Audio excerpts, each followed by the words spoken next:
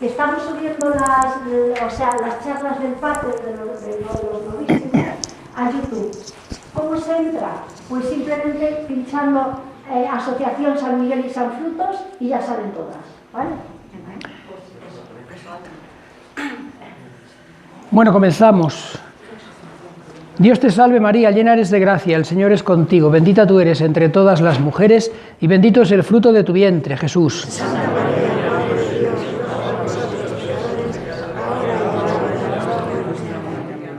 Madre Virgen de Dios, ruega por nosotros. Bueno, os he puesto un dibujito que yo no sé dibujar, pero que os dé una idea, como estamos todavía en Navidad y vamos a terminar de hablar de la muerte, para que os ayude a comprender las cosas que a veces no entendemos por qué se dan, ¿no? Yo he tenido que celebrar hoy un funeral de la mujer, de la hermana de un teniente coronel muerta repentinamente con 52 años, también se nos ha muerto el padre de un alumno con 59, entonces esas muertes en Navidad, y en Navidad recordamos a los seres queridos, ¿por qué? Porque no entendemos la Navidad, ¿eh? ¿Por qué os digo esto? Nosotros, en nuestra iconografía occidental de Iglesia Latina, nuestro niño Jesús está en una cunita, y siempre va rematado por una cruz, y lo vemos tan normal, y en el tiempo de que el niño es niño, ¿qué es la cruz? Pues un patíbulo horrible, como hace una cruz encima de una cuna, pero se ve mucho mejor en nuestros hermanos católicos de Iglesia Oriental. Cuando entréis en iconos de la Natividad del Señor, siempre veréis que el niño Jesús no está envuelto en pañales, sino que está liado en vendas porque está amortajado, y no está en una cuna, está en un sepulcro. Y cuando luego veáis en los mismos iconos, el icono de la resurrección, veréis que el sepulcro está a tamaño de un adulto, con todo su fondo negro y con estas vendas sueltas por aquí. Pero el niño viene, ¿por qué? Porque nace para ser crucificado. Y por eso nosotros, que somos de otra forma de pensar, menos visionarios y más reflexivos, los occidentales, colocamos ahí la cruz encima de la cuna. Por tanto, la Navidad está en función de la muerte, sepultura y resurrección de Cristo. Luego no podemos andar haciendo separaciones ridículas que luego nos entorpecen mucho la vivencia de la fe. Bueno, pues eso que lo sepáis y luego quedaos con esa imagen porque se ve perfectamente. Todas las natividades orientales, siempre el niño en el sepulcro amortajado con vendas, aquí la Virgen María siempre recostada encima de un cojín grande, un almohadón que indica la virginidad, siempre tiene que estar aislada del resto, eso indica que es virgen, igual cuando las anunciaciones veis que los ángeles anuncian a la Virgen, nunca tocan a la Virgen, siempre hay algo en medio, siempre, será un mueble, será una columna, será un ramo de flores, pero el ángel jamás toca a la Virgen, porque la Virgen es virgen y por tanto la virginidad es que nadie te ha tocado, como le eran las pilas bautismales antes, de que a los curas les diera por hacer cosas prácticas y todas tengan desagüe, grifo y algunas les van a poner calentador. Bueno, pues vamos a nuestro asunto, que es terminar hoy con el primer novísimo, que es la muerte, sobre todo centrándonos en dos cosas que eran las que nos tocaban para hoy. Una es ver el cuidado cristiano de los muertos y la otra es la reencarnación. Fijaos, en la iglesia primitiva se formaron pronto costumbres cristianas para sepultar los cadáveres de los fieles, frente a la cremación que ya existía. Acordaos, nacemos en el siglo I y los romanos, generalmente, muchos de ellos, pues incineraban a sus cadáveres, o como dice ese padre de un anciano padre de un amigo mío, los incendiaban. Bien, pues ¿por qué hacen eso los cristianos? Porque nuestros cuerpos están enriquecidos con los sacramentos, nuestros cuerpos son templos del Espíritu Santo, por tanto no se pueden tratar, hay que respetarlos incluso después de que el alma y el espíritu, sobre todo el alma, que es el que da vida al cuerpo mortal, ha terminado su misión y ha salido de él, ¿no? Van a resucitar, por tanto hay que tratarlos con ese gran respeto. La cremación se utilizaba sobre todo en esa época en el cristianismo con una mentalidad heredada de Platón. ¿Platón qué decía? Platón decía que había que destruir absolutamente el cuerpo para que así el alma quedase liberada del cuerpo, porque era la mentalidad de que el cuerpo es la cárcel del alma, que no es una mentalidad cristiana, como ya hablamos el otro día justamente al comenzar. Y luego, posteriormente, en determinados grupos religiosos, lo que se está haciendo, incluso actuales, ¿no?, es postular la cremación, porque si destruimos el cuerpo, entonces impedimos que el alma vuelva a ese cuerpo, por tanto tendrá que buscarse otro y estaremos abriendo la puerta a la reencarnación, de la cual hablaremos después específicamente, en otro cuerpo distinto. La Iglesia siempre ha sido muy opuesta a la cremación históricamente. Hay una instrucción del entonces Santo Oficio en la cual se hablaba de que la cremación es una costumbre extraña a la Iglesia, que va en contra de la sensibilidad cristiana y que incluso dice que va en contra del respeto natural para con los cuerpos de los difuntos. Y entonces incluso llega a decir esa instrucción, que ahora os sorprenderá de ver de qué año es, dice que la incineración de los cadáveres la alaban y propagan los enemigos del cristianismo, con la intención real de tender una vía al materialismo, apartando paulatinamente a las almas de la consideración de la muerte y de la esperanza de la resurrección de los cuerpos. Por tanto, aquella instrucción dice que la incineración de cadáveres, puesto que no es absolutamente mala, se permite solo en casos excepcionales, por ejemplo, una epidemia, que no da tiempo a enterrar cadáveres. Esta instrucción no es del siglo XVI, es de 1963, segunda mitad del siglo pasado.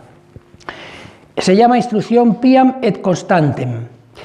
Es importante retener esto que dice que la cremación, la incineración de los cadáveres aparta a las almas de la consideración de la muerte y de la esperanza de la resurrección, porque luego veremos que aunque hay una instrucción vigente que se ha hecho más recientemente, que ahora leeremos un momento lo más nuclear que tiene, hay ciertas normativas actuales que de forma indirecta asumen esta afirmación de la instrucción del año 63.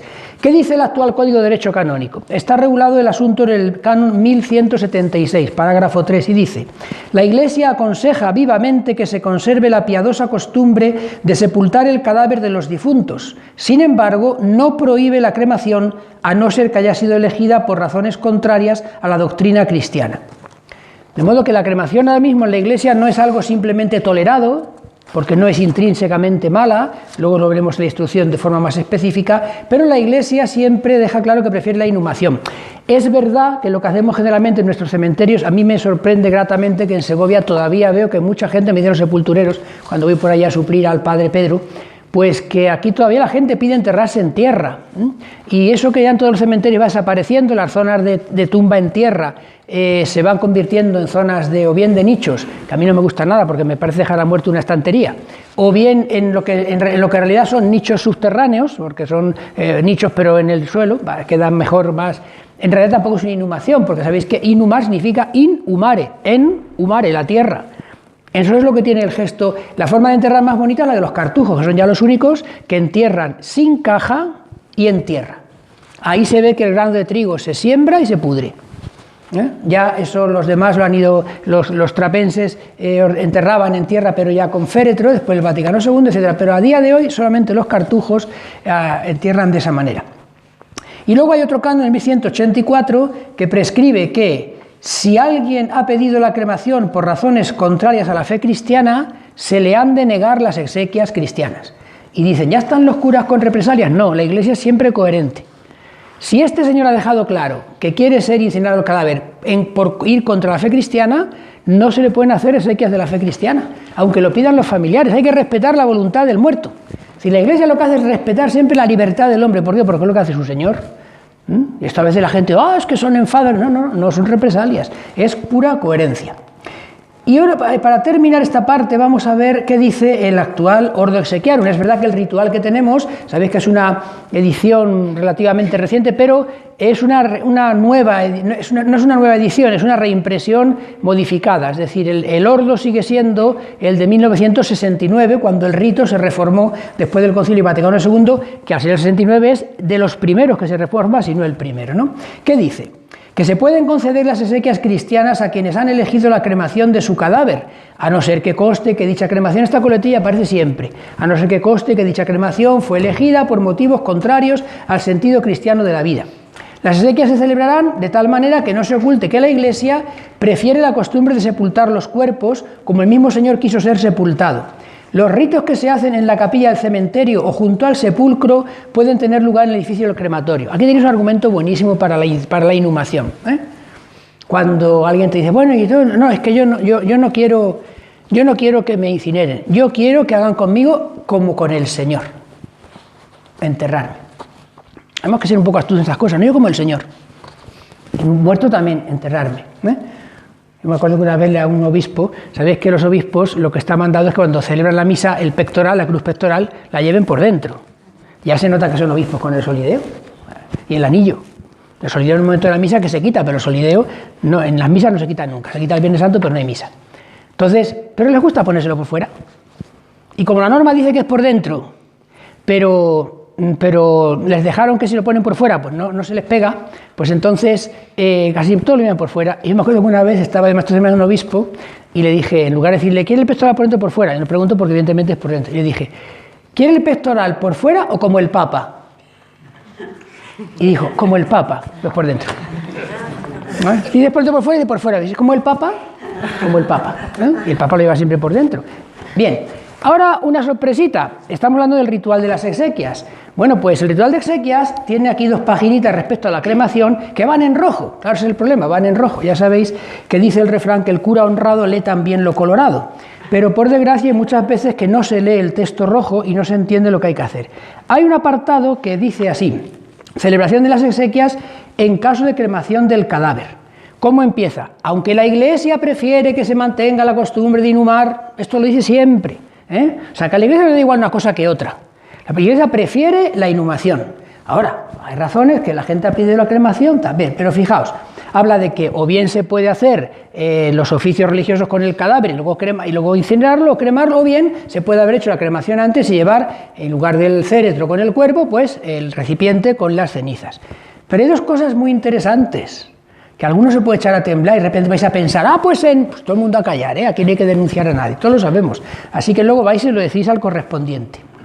Dice, si las exequias se celebran después de la cremación del cadáver, o sea, ya está aquí la urna con las cenizas,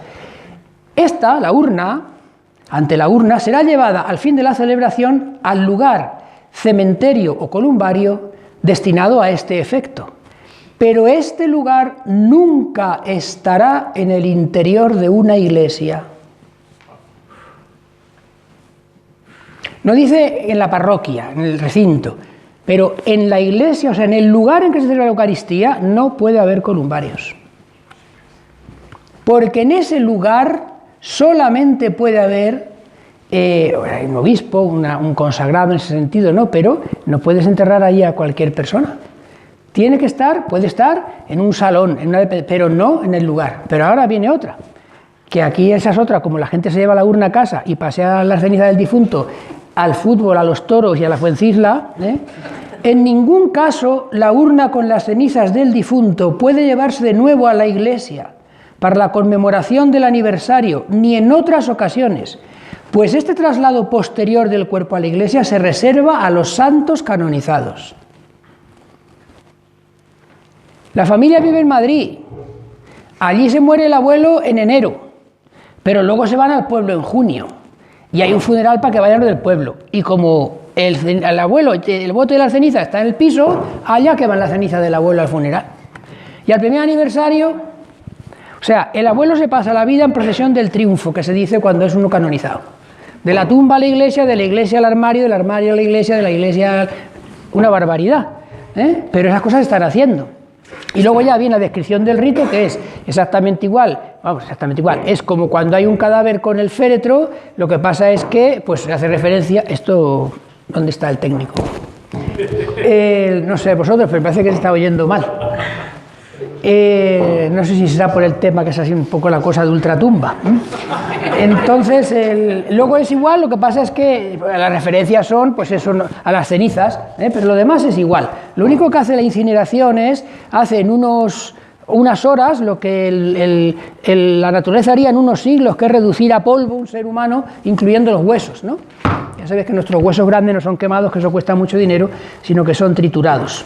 Una base de cráneo, quemarla es mucho horno y eso es mucho dinerito. Bien, ¿qué dice el Catecismo de la Iglesia Católica respecto a la cremación? Pues que los cuerpos de los difuntos deben ser tratados con respeto y caridad en la fe y la esperanza de la resurrección. Enterrar a los muertos es una obra de misericordia corporal que honra a los hijos de Dios, templo del Espíritu Santo. Y luego simplemente dice que permite la incineración cuando no se cuestiona la fe y la resurrección. Y habla también de referencia de las autopsias y de la donación de órganos.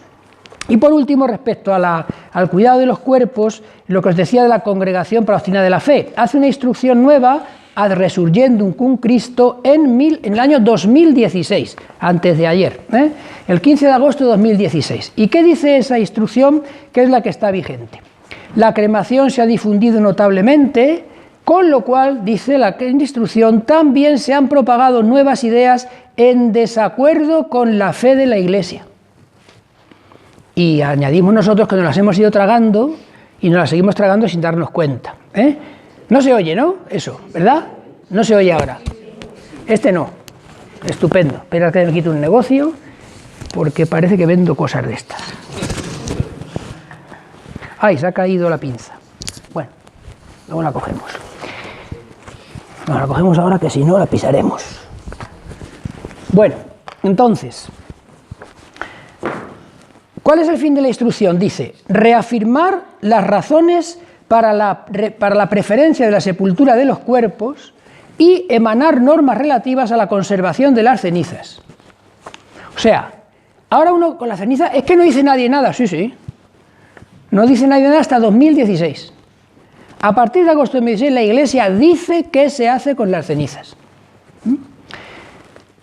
La Iglesia recomienda insistentemente, fijaos, que los cuerpos de los difuntos sean sepultados, y ahora otra coletilla importante, en los cementerios u otros lugares sagrados, no en la finca de tu casa al pie del roble donde aprendió tu abuelo a leer. Que esa es otra moda. Somos a todos muy ecologistas. No, yo no incinero, pero lo que hago es que el abuelo se convertirá en tierra y fecundará y hará fértil el roble o el olmo. Así que en el cementerio o en lugares sagrados. La inhumación es en primer lugar la forma más adecuada, otra vez, para expresar la fe y la esperanza en la resurrección corporal. Ojo, no por una costumbre de la Iglesia, sino para expresar la fe en la resurrección. Evidentemente Dios va a resucitar prescindiendo no necesita ningún sustrato, pero que lo expresa esa fe es mejor la inhumación.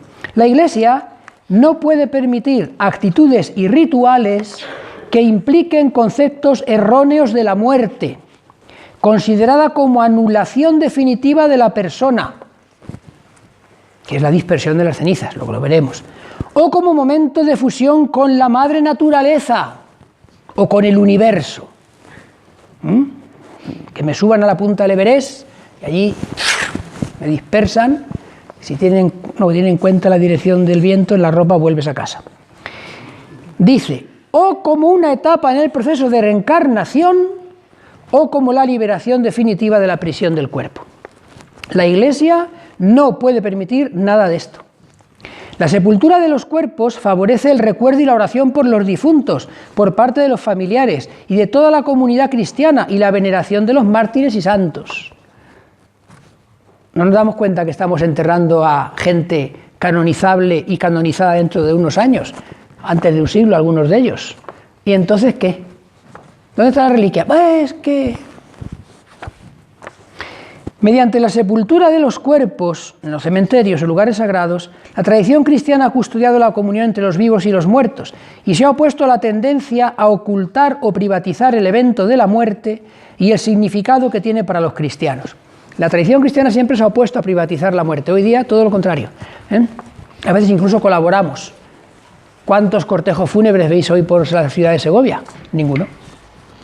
Hoy se ven cortejos fúnebres en pueblos pequeños o medianos, pero ya lo que se ve es el traslado, que en todo caso sea el coche lento y la gente a pie, de la iglesia al cementerio. Pero eso que hemos conocido de los más mayores, de que el cura iba con sus asistentes a la casa a hacer la primera estación, luego de ahí se iba a la iglesia, de la iglesia después iba al cementerio, y allí también iba el cura, y hacía otro rezo y bendecía el sepulcro, y gran parte de esas cosas se han perdido. De modo que el ritual, las 800 primeras páginas, que se dice pronto, que es el rito típico con canto y sin canto, no se usa casi en ningún sitio, porque es con 3 estaciones. Domicilio del difunto, iglesia, cementerio. Y hoy día, con ese invento maléfico que son los tanatorios, que son muy cómodos, pero para la fe son un destrozo, porque le han robado a las parroquias a los muertos. Casi nunca el cadáver va del tanatorio luego a su parroquia. Muchísimos casos, ¿qué pasa? Pues se hace en la capilla del tanatorio, aquí todavía en Segovia, pues, pero vas a sitios más grandes, en el tanatorio, la capilla. Luego resulta que no está permitido celebrar misa exequial en las capillas de los tanatorios porque no son iglesias, son oratorios. No te cuento las que tienen el Santísimo y luego llega el pastor protestante o el imán y cogen el sagrario y lo meten a la sacristía con señor y todo, claro. Algunos obispos ya han mandado a quitar el Santísimo de esas capillas. La pregunta es por qué consintieron en ponerlo. Es perder de vista lo que son las cosas. Y luego, pues eso, y ya os cuento la cuestión luego de apuntar en los libros, en las parroquias. Bueno, en el libro del cementerio se apunta, pero ¿y en el libro de funciones de la parroquia? O sea, ahora está pasando que las parroquias de los muertos desaparecen. Y termina diciendo en la instrucción: cuando razones de tipo higiénicas, económicas o sociales lleven a optar por la cremación, esta no debe ser contraria a la voluntad expresa, ojo, o razonablemente presunta del fiel difunto. Si el difunto dejó claro que no quería ser incinerado, no se le puede incinerar. Y si es razonable presumir que no quería ser incinerado, no se le puede incinerar.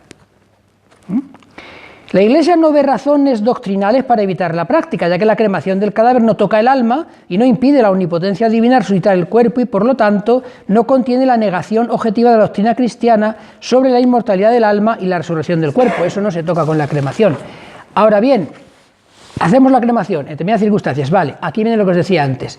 Las cenizas del difunto, por regla general, deben mantenerse en un lugar sagrado, es decir, en el cementerio, o si es el caso, en una iglesia o en un área especialmente dedicada a tal fin por la autoridad eclesiástica competente. Aquí hay un problema, y da la sensación, que esto habría que aclararlo, que la instrucción de 2016 no ha leído el ritual de 2009, del 69, porque ahí deja claro que en la iglesia no puede haber columbarios. Pero claro, ¿qué pasa? Que cuando se escribe eso no hay ninguna iglesia con columbarios. Y hay una actitud clara de que la incineración rechina un poco. Ahora resulta que hemos descubierto una cosa en las iglesias, que los columbarios dan mucho dinerito. ¿Está esto contraviniendo el ordo?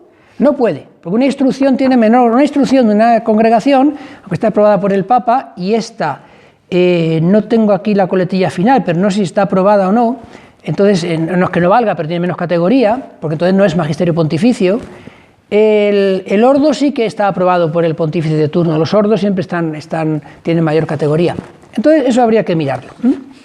Bien, entonces, lo de las cenizas. Los fieles difuntos son parte de la iglesia.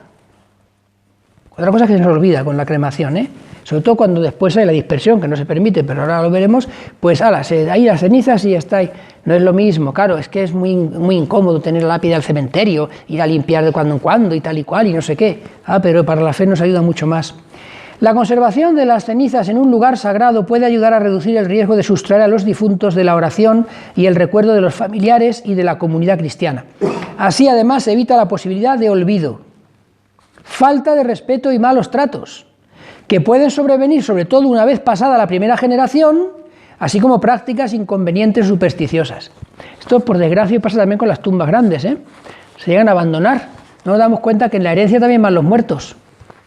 Yo siempre me acuerdo cuando estaba de cura en Mazarrón, en Murcia, que había ahí una señora ya mayor, que había una tumba en el cementerio, tierra, y la lápida estaba hecha muy baratamente con azulejos de colores de esos de saldo, pero ponía allí con letra de azulejo, soldado. Y me explicó aquella señora, dice, este es un soldado que vino a mi casa de la guerra y murió en mi casa, y mi madre le dio sepultura, y me lo dejó en herencia a mí, y yo se lo dejaré en herencia a mi hija. No sabemos quién es, sabemos que es un soldado que murió aquí, pero yo heredé la tumba de mi madre, y la sigo cuidando y poniéndole flor y tal, y mi hija la heredará de mí. Esto lo hemos perdido también, porque tenemos una vida muy secularizada. Y luego termina diciendo, no está permitida la conservación de las cenizas en el hogar. Deja abierta la puerta para lugares en que es una inseguridad total, un país extranjero, pero con permiso del obispo en ese caso, pero no está permitido en el hogar. Las cenizas no pueden ser divididas entre los diferentes núcleos familiares. Esto cuando lo dices porque se hace, ¿Vamos a enterrar al abuelo? No, mira. O sea, cuando el abuelo estaba vivo, no lo quería cuidar ningún hijo. Pero ahora que se ha muerto, reparte la ceniza entre los hijos. Eso no está permitido. No está permitido en ningún caso, La duquesa de Alba parte las cenizas al Panteón de los Alba, a Loeche, y parte a Sevilla. No a las casas, sino a dos panteones. No está permitido. Hoy día no cogemos a un muerto y lo troceamos. En tiempos que se hacía. Ahí está medio San Juan de la Cruz al lado de la Fuencisla. Pero eso no se hace. ¿Qué hacemos con el difunto? Pues lo partimos. De cintura para arriba, Padre para ti, cintura para abajo, Padre para mí, ¿no, verdad? Pues la ceniza es lo mismo. Pues sí, vamos a repartirlas, ahora. Y luego dice, para evitar cualquier malentendido panteísta, naturalista o nihilista, no sea permitida la dispersión de las cenizas en el aire, en la tierra o en el agua o en cualquier otra forma, o la conversión de las cenizas en recuerdos conmemorativos, en piezas de joyería o en otros artículos. Esto se hace. Yo esto no sabía que existía y un día que tuve en el tanatorio me enteré de Guadalajara, que era la empresa, pues ahí había un folleto donde te ofrecían convertir las cenizas del difunto en un diamante, que te lo ponías luego o de joya, en una piedra, y lo que me pasó una cosa incluso repugnante. O llevabas tú la foto y te pintaban un retrato con la foto del difunto amasando las cenizas con el óleo. O sea, llegamos a unos extremos y la gente dice, pues fíjate, claro. Una barbaridad. La Iglesia deja claro y dice, no sea permitida. Claro, el problema es que hay que educar a los fieles, porque esto que va a ir el cura si se entera, así, no, ¿por qué no? ¿Me das cuenta? Es que el problema es que hay que educar al fiel para que el fiel no pida esos disparates. Termina diciendo que en el caso de que el difunto hubiera dispuesto la cremación y la dispersión de sus cenizas en la naturaleza por razones contrarias a la fe cristiana, se dan de gala, se queda, lo hemos dicho, de acuerdo con el derecho. Fijaos que dice que no se permite dispersión de cenizas, ni aire, ni tierra, ni agua. Las cenizas se entierran, igual que se entierra un cadáver, y se entierran en sagrado, ¿vale? Bien, hasta ahí el asunto del respeto a los cuerpos, luego en el diálogo puede salir otra cosa. Y luego os cuento para terminar mi parte la reencarnación. ¿Sabéis que la reencarnación es una doctrina que sostiene que el alma humana después de la muerte asume otro cuerpo, distinto al anterior? Esto es una concepción que nace en el paganismo, sobre todo en el hinduismo y en el budismo, pero que la encontramos ya también en la filosofía griega. El primer filósofo griego que encontramos un argumento suficiente para mantener esta doctrina es Pitágoras, en el 600 a.C. Como otras matemáticas decía que todos tenemos un número fijo de almas, que esas almas se van consumiendo, se van agotando, etcétera, ¿no? Y luego entre los griegos posteriormente a él hubo otros, ¿no? Que yo no me he entretenido en traerlos porque vamos con el tiempo muy justito. ¿Qué pasa hoy día? Que hay una amplia difusión de la reencarnación, incluso en los que siguen llamándose cristianos. Que sepáis que estadísticamente sabemos que a día de hoy más de la mitad de los que creen en una vida después de la muerte creen en la reencarnación, no en la resurrección de la carne, sino en la reencarnación. Incluso dice nos dicen aquí que incluso hay gente que se llama cristiana, y piensa que se puede ser cristiano y admitir la reencarnación. Ahora veremos por qué no.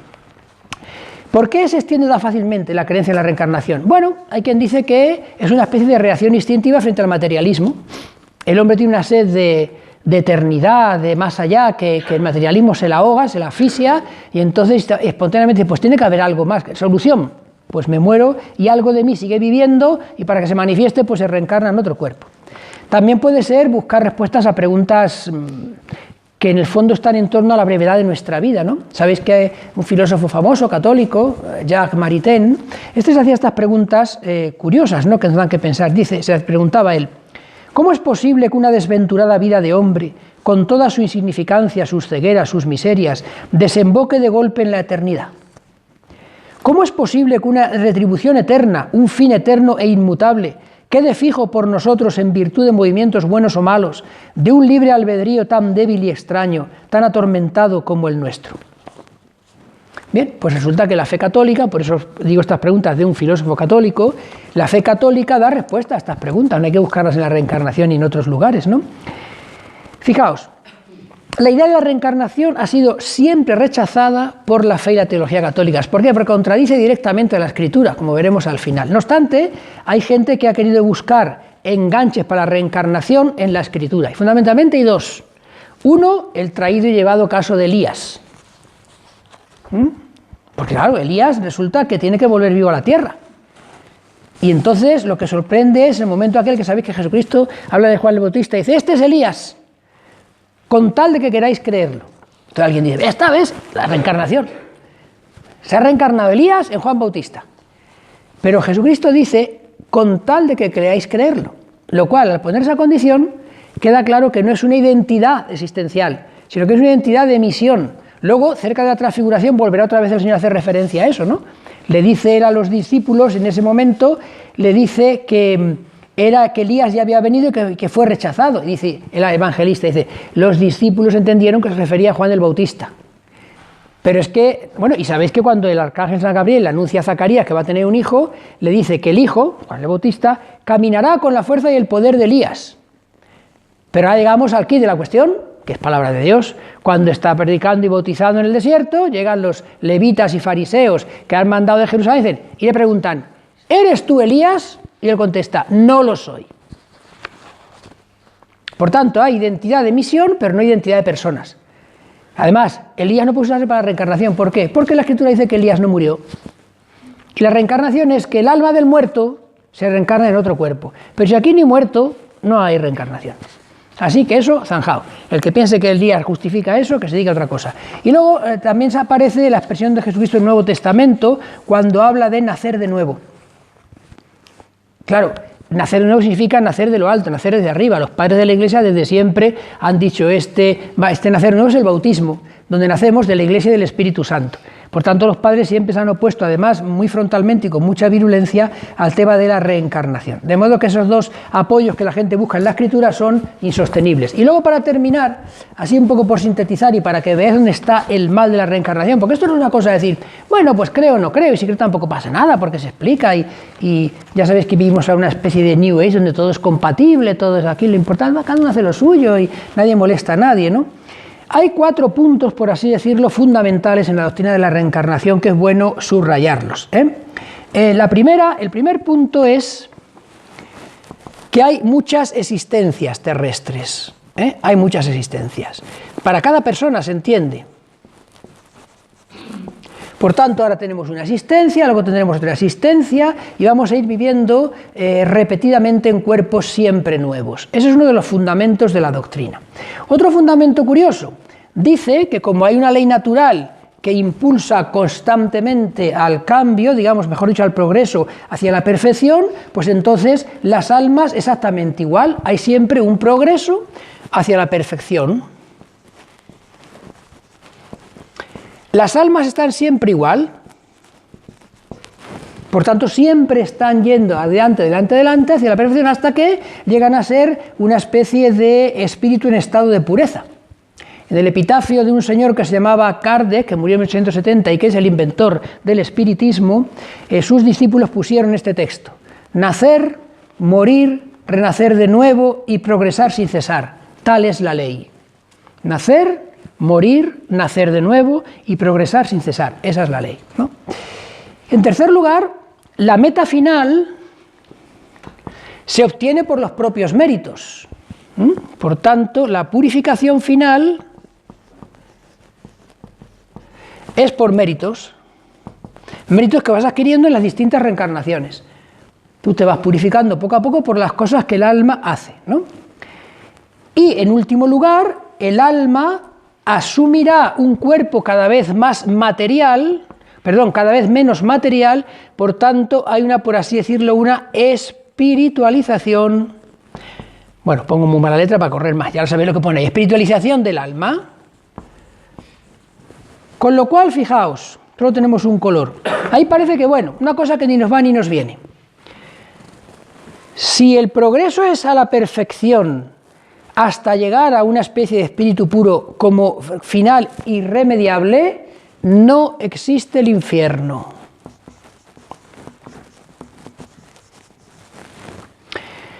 Si la purificación viene por los propios méritos, Jesucristo no es nuestro Redentor, no existe la redención, nos autorredimimos.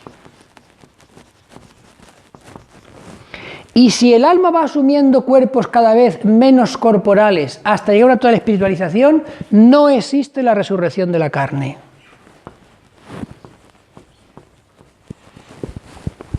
Mira la moda de la reencarnación, las verdades soteriológicas salvíficas que está negando como el que no quiere la cosa.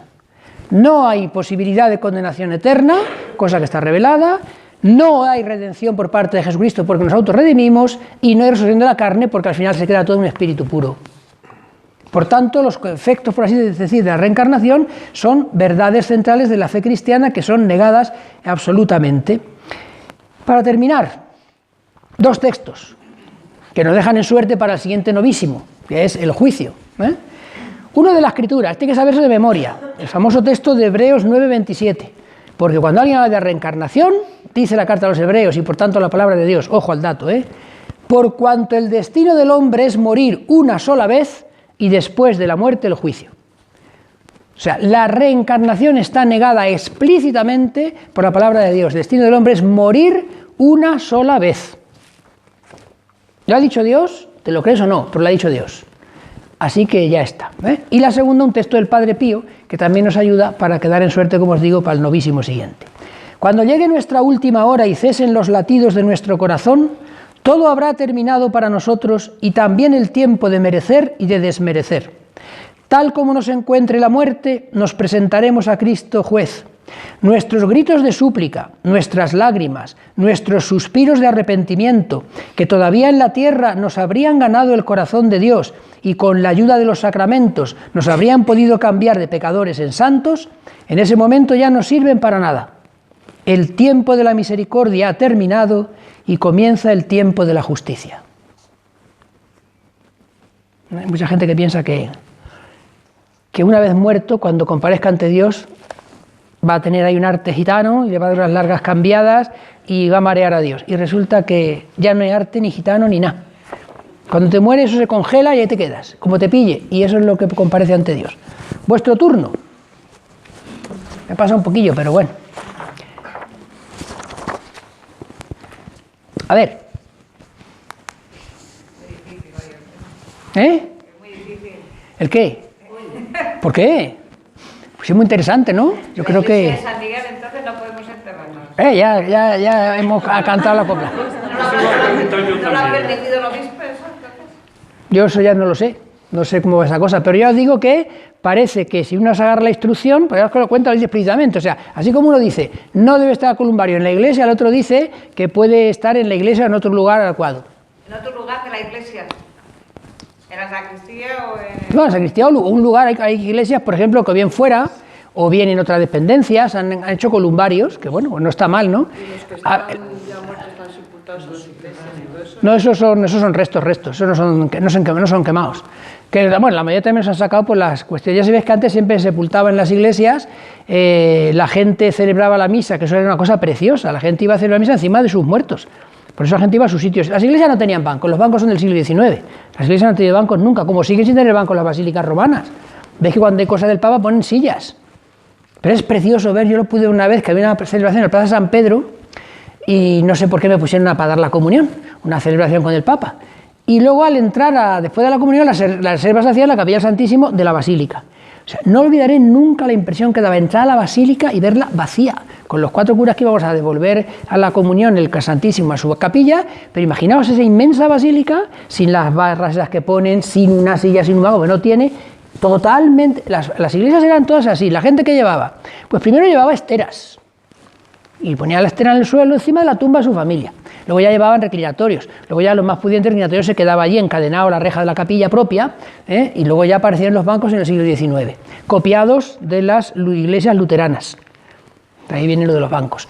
Entonces, el vivo se ponía encima de los muertos, era precioso ver la comunión de los santos. Luego ya vino el problema de las epidemias, las excusas sanitarias a veces más excusas que reales, pero bueno, se sacaron los muertos afuera de la iglesia y los cementerios estuvieron como quedan todavía aquí en Segovia, pegados a la iglesia, al lado. Y ya el siguiente paso fue llevarlos a las afueras del pueblo. Y el de ahora, cuanto más lejos mejor. Incluso ya una ciudad capital de provincia como es Cádiz, que ya no tiene cementerio, hay que enterrar en otro pueblo. Porque no había sitio. No había sitio para ampliar el cementerio, pero sí se hizo el Corte Inglés. Ocupa más que el cementerio, pero para eso sí hubo sitio. ¿Veis? ¿Qué más? Así que eso, lo que pasa aquí no te lo puedo decir, pero yo creo que incluso los documentos son contradictorios. ¿Cuál es el problema? Que si ¿cómo vas tú a educar a los fieles en que lo que la Iglesia prefiere es la inhumación si estás ofreciendo columbarios en las iglesias? Pero es que ya os digo, es un problema que tenemos en la Iglesia Católica, que es el problema de la financiación. Entonces, en cuanto encontramos así una cosa que es una cosa que da dinero, porque claro, un columbario, imagínate, lo poco que cuesta hacerlo y lo rentable que sale. Porque es que es aprovechar a veces cualquier rincón de las dependencias de la iglesia o bien hacer una capilla. Alguien dice, bueno, es que antiguamente los nobles se enterraban, sí, pero se enterraban. Y los no nobles, pero no eran las cenizas. O sea, el problema es, ofreciendo columbarios incitamos a la incineración, pues estamos contraviniendo lo que sí aparece por todas partes, incluso en la propia instrucción, de que hay que dejar claro que la Iglesia prefiere la inhumación.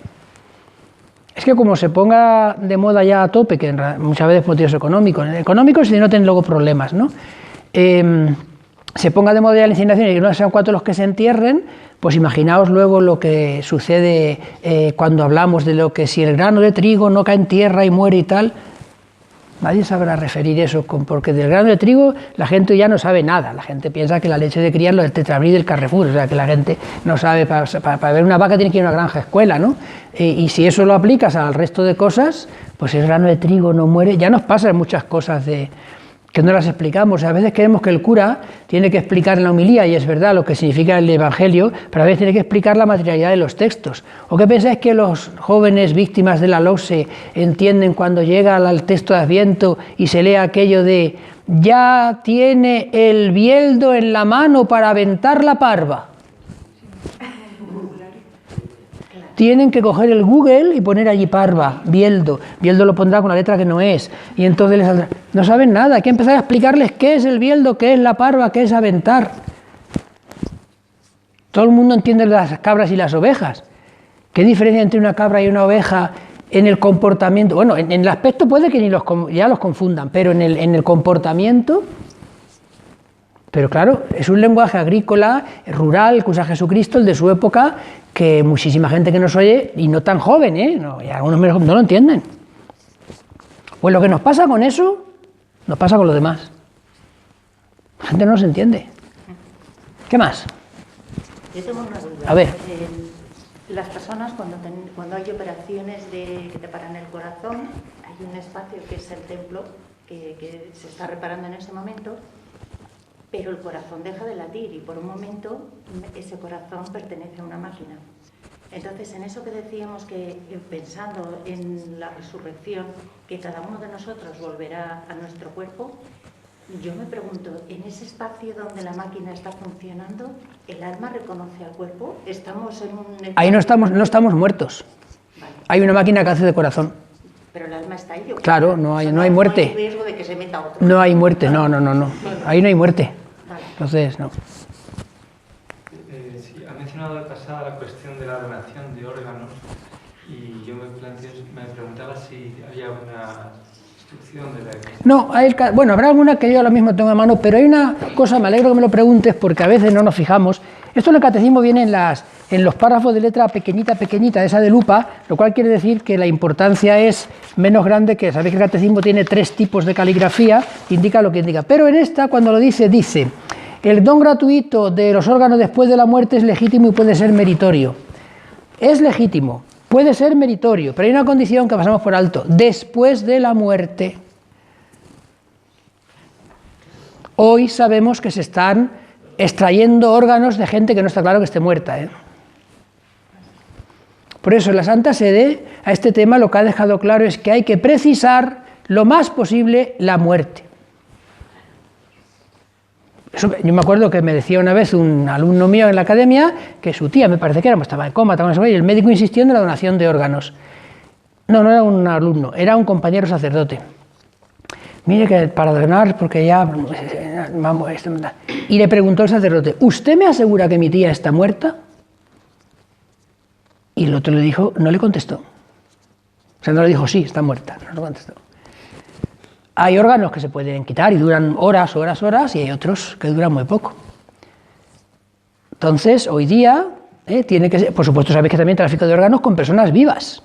Niños que se matan o personas que se matan, o gente que vende los órganos, todo eso no es lícito. Deja claro que es un acto de gratuidad, meritorio, que se ve después de la muerte. Y si hay órganos que no se pueden trasplantar, pues mira, pues no se trasplantan. Es que somos seres mortales. Eso nos cuesta mucho entenderlo, el trasplante entre vivos? ¿Eh? El trasplante entre vivos. Hombre, por ejemplo, si una persona que das un órgano, un riñón, y te puedes quedar con otro, es una cosa buena, porque en el fondo fijaos que las transfusiones de sangre, en cierto modo, se pueden considerar trasplantes, ¿no? Y nosotros las admitimos perfectamente. Ahora, otra cosa es cuando la gente se mata o vende órganos, eso es el tráfico de órganos, habiendo dinero por medio, no, porque habla de ahí que es una donación gratuita. ¿Qué pasa? Que teóricamente todo eso es... Bueno, sabéis que en España por ley somos todos donantes, no tienes que dejar constancia de que... Luego dicen, en España el que más donantes tiene, claro, o sea, es unas leyes que dice aquí, el que no haya dejado claro que no, es donante. ¿Eh? O sea, que no tienes que tener dicho que de órganos, pues pueden, si vas sobre todo en la sanidad pública, pues pueden coger los órganos. Bueno, lo que pasa es que eso hay que asegurarse de la muerte. Pero donar un riñón o lo que sea en vida, sí. Hombre, si tú te puedes donar a alguien que es compatible o médula, eso, pues eso se puede hacer, sí. Sin comercio ninguno, que es el quiz de la cuestión. ¿Qué más? O sea, que estamos hablando que la muerte física, según la entienden los médicos, no tiene por qué ser la exhalación del espíritu, o sea, según la entendemos nosotros. Lo que quiere la Iglesia es que se termine... ¿Cuál es el criterio de muerte física? Pues sabemos que existe la catalepsia. Hoy día tenemos muchos medios, ¿eh? Pero bueno, un corazón parado es muerte física, habría que hacer un electroencefalograma. La muerte cerebral es la más fiable, ¿no? Y cuando te mueres te hace un electrocardiograma. Tú te mueres en un hospital, una residencia tal, te hace un electrocardiograma. ¿Hay actividad cerebral o no? Eso no lo detecta un electrocardiograma. Pero un electroencefalograma es más complicado y más caro. Aquí vamos siempre a la cuestión económica. Entonces, por eso el Papa, que fue San Juan Pablo II, con la Academia Pontificia de las Ciencias, una de las cosas que los convocó, él le dijo que había que trabajar para hacer una investigación que pudiera determinar con precisión el lugar de la muerte física. O sea, ¿cómo sabemos que esa persona ya está muerta? Y entonces, no solamente para la donación de órganos, que es por lo principal que lo motivaba, y también, por ejemplo, para la unción de los enfermos. Si antiguamente la unción de los enfermos, si se dudaba si estaba muerto o vivo, se daba, o sea, se daba bajo condición. Ahora lo que está mandado es que si se duda, se da absolutamente sin condición. Pero si está claro que está muerto, no se puede dar. Ahí llega, si el cuerpo está caliente. Me acuerdo una vez un compañero de Murcia, así muy tranquilón, de estos que dice, oiga, ¿usted por qué está tan gordo? Dice, ¿por qué no discuto con nadie? Dice, no será por eso. Dice, pues no será por eso. Pues eso, ¿no? O sea, pues llegó y me acuerdo que yo era un joven curilla, ya tenía mucha escuela, y así hablando un día, una comida de curas, pues sí, me llamaron, tal, y le fui y la atendí. Bueno, y cuando llegué yo a que ya estaba muerto y tal, y le pregunté, yo digo, pero... Dice, la familia me dijo que le diera los aceites, era un pueblo de esos perdidos por ahí, que le diera los aceites. Y yo me quedé así, y tú no se lo daría, y dice, pues como la familia se quedaba tranquila y al muerto no le hace daño. Así que, bueno, al muerto no le hace daño a la fe de los vivos. Hace daño a la fe de los vivos, claro, ese es el problema, ¿no? Entonces, bueno, pues tener un síntoma que tú puedes decir, bueno, está muerto, pues está muerto, oye, lo encomiendas al Señor, pero eso la gente se pone muy... Yo me acuerdo una vez, nos mató un cadete de accidente de tráfico, cuando nosotros llegamos al lugar del accidente, todavía estaba ahí el cadáver, le pedimos permiso a la policía para abrir el saco ese, la cremallera, para ver quién era el cadete, lo vimos, bueno, pues ya está. Me acuerdo que el coronel que iba yo con él, pues rezamos allí la recomendación del alma y tal, y luego cuando pasan los días y tal, pues hay una comida en la academia, están los padres, y me dice la madre que si yo fui, sí, yo fui a ver el cadáver y tal. ¿Y le dio usted las opciones? No se le puede dar porque ya estaba muerto y tal cual. Pues a mí me ha dicho un sacerdote que tal. Dígale al sacerdote que lea el ordo de la unción de los enfermos, deja claro que si está muerto no se da. Y ya el padre terció y cambió la conversación.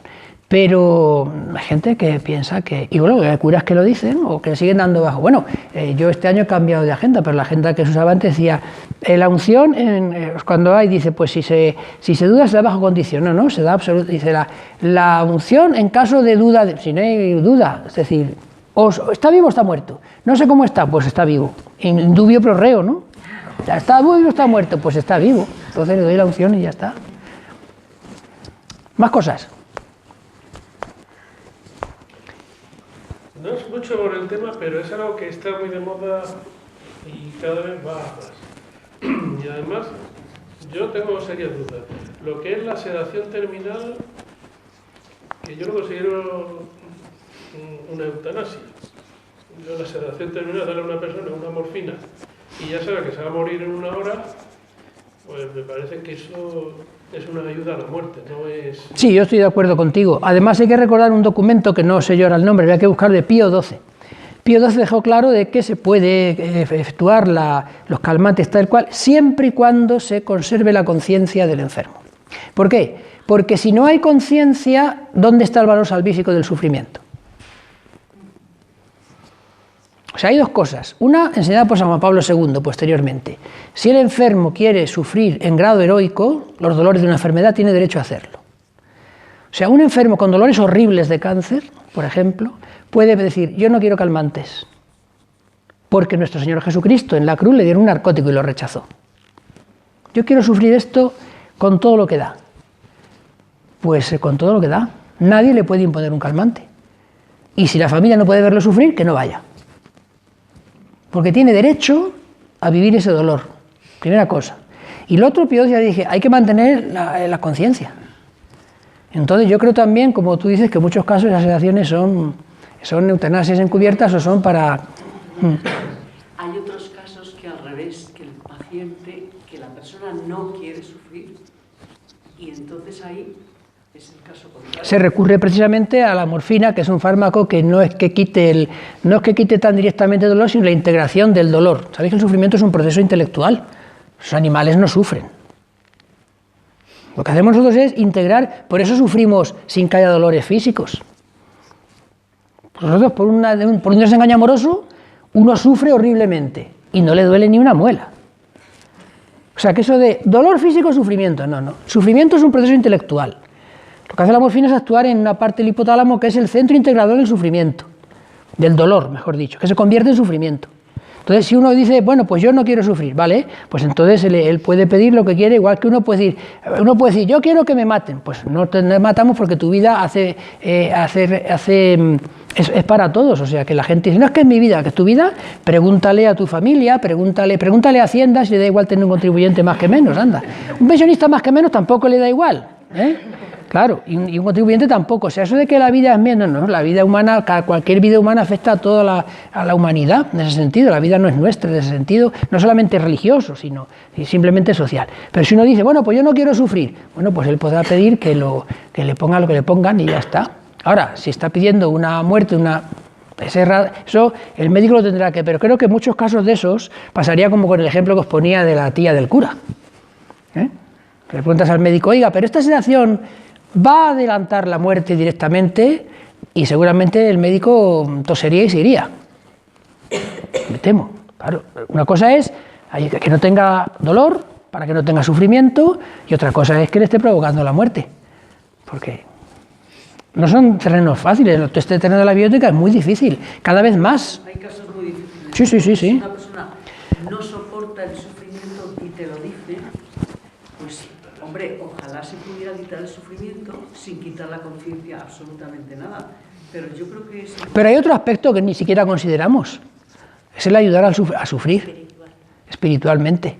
Porque pensamos que el sufrimiento, ¿cómo se quita? Ya he dicho yo que el sufrimiento es un acto intelectual. Entonces, si es intelectual, ahí entra la potencia espiritual. Es decir, ¿cómo se puede soportar el sufrimiento? Solo de una manera, viviéndolo salvíficamente, unido al de Cristo. Y entonces no hay que dar morfina, hay que leer Salvifici Doloris, y hay que ayudar con la oración, y hay que saber unirse a la pasión. Estamos hablando entre creyentes, claro. Entonces, que no es un creyente, pues yo lo encomiendo al Señor y yo no le puedo imponer mis actitudes de creyente a un no creyente. Ya hemos visto al principio que la Iglesia no lo hace. Pero entonces, cuando es un creyente que puede estar obnubilado por un sufrimiento, por un dolor terrible, hay que ayudarle a eso. Los cuidados paliativos no solo son físicos y médicos y fisiológicos, son también espirituales. En un determinado momento son primordialmente espirituales. Un diputado de Compromís de Valencia ha pedido la expulsión de todos los sacerdotes católicos de los hospitales públicos por ser una secta.